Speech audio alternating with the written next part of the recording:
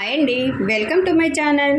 సులువుగా ఈజీగా టేస్టీగా మామిడికాయ కోడిగుడ్డు పులుసు అండి.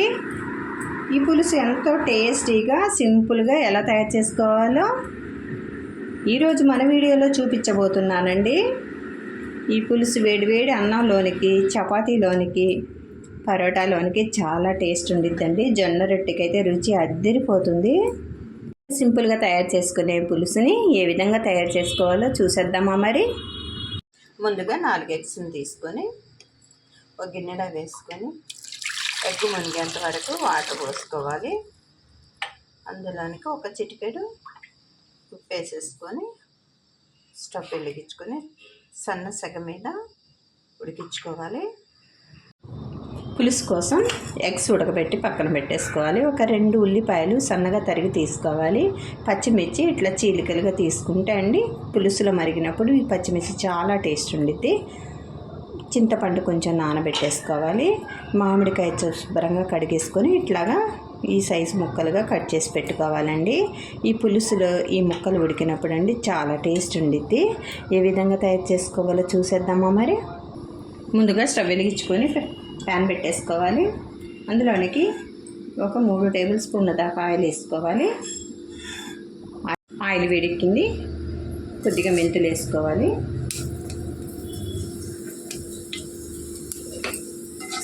సన్నగా తరిగి పెట్టుకున్న ఉల్లిపాయలు వేసుకోవాలి.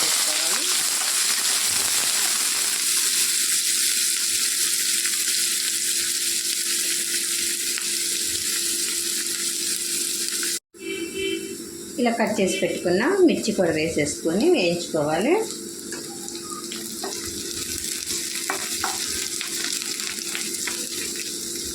కొద్దిగా కరివేపాకు వేసుకోవాలి, స్మెల్ అనేది మంచిగా వస్తుంది.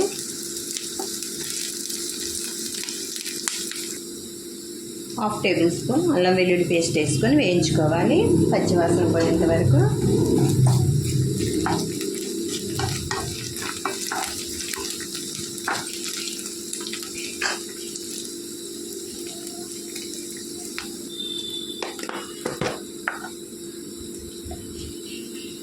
ఒక టేబుల్ స్పూన్ పసుపు వేసుకోవాలి. ఒక 2 టేబుల్ స్పూన్ దాకా కారం వేసుకోవాలండి.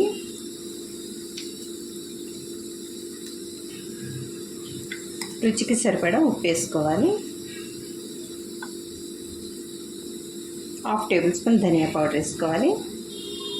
టేస్ట్ అనేది చాలా బాగుంటుంది. ధనియా పౌడర్ వేసుకుంటే టేస్ట్ డిఫరెంట్గా ఉండిద్దండి. ఒకసారి కలిపేసుకొని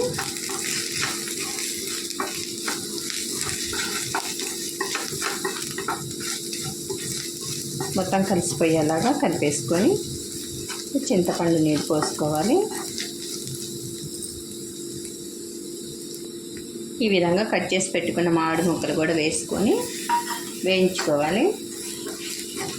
కోడిగుడ్డు పులుసులోని మామిడికాయ ముక్కలు వేసుకుంటే చాలా బాగుంటుందండి. టేస్ట్ అనేది ముక్క తినేటప్పుడు చాలా రుచిగా ఉంటుంది.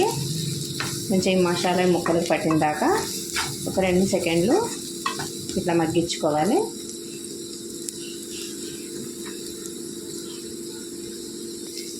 ఈ విధంగా ఉల్లిపాయ మొత్తం వేగిపోయి ఈ మామిడికాయకి మసాలా అంతా బాగా పట్టేసింది. ఇందులోనికి చింతపండు గుజ్జు పోసుకోవాలి.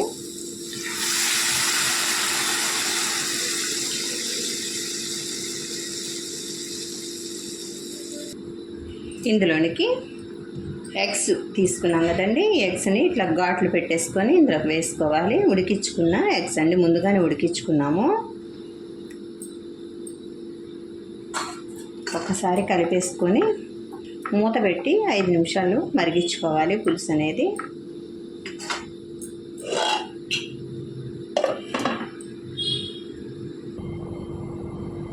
ఒక స్పూనుడు బియ్యం పిండి తీసుకొని వాటర్ పోసుకొని ఉండలు లేకుండా కలిపేసుకోవాలి.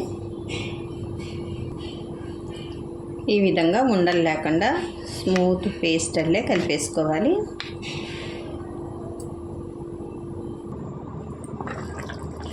ఒకసారి మూత తీసి చూసుకొని ఈ కలిపి పెట్టుకున్న మిశ్రమాన్ని పోసేసుకోవాలి.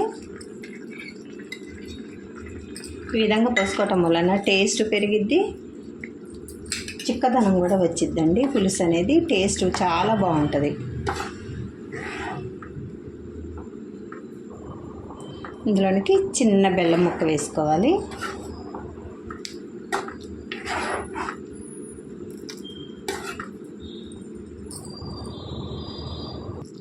కొద్దిగా కొత్తిమీర వేసుకొని మరిగించుకోవాలి. ఒక 1/2 టేబుల్ స్పూన్ గరం మసాలా వేసుకోవాలండి. చాలా టేస్ట్ ఉంటుంది. స్మెల్ అనేది చాలా సూపర్గా ఉంటుంది. మొత్తం కలిపేసుకొని స్టవ్ ఆఫ్ చేసేసుకోవాలి.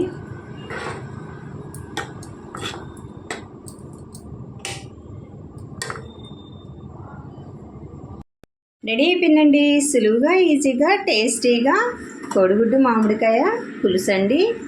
ఈ కర్రీ వేడివేడి అన్నంలోనికి, చపాతీలోనికి, పరోటాలోనికి, జొన్న రొట్టెలోనికి చాలా అంటే చాలా టేస్ట్ ఉండిద్దండి. ఎంతో సింపుల్గా తయారు చేసుకోవచ్చు. మీరు ఒకసారి ట్రై చేసి చూడండి. ఎలా వచ్చిందో కామెంట్ చేయండి. మరిన్ని టేస్టీ రెసిపీస్ కోసం అంజు రుచులు ఛానల్ని సబ్స్క్రైబ్ చేసుకోవడం మర్చిపోవద్దండి. Thanks for watching. బాయ్ అండి.